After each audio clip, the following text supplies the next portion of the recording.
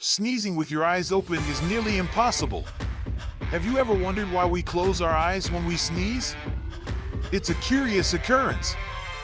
This is not just a random habit. It's a reflex action from your body. When a sneeze builds up, it sends signals to your brain. Your brain then commands various muscles, including the ones in your eyelids. So, the next time you sneeze, remember this fascinating bit of science.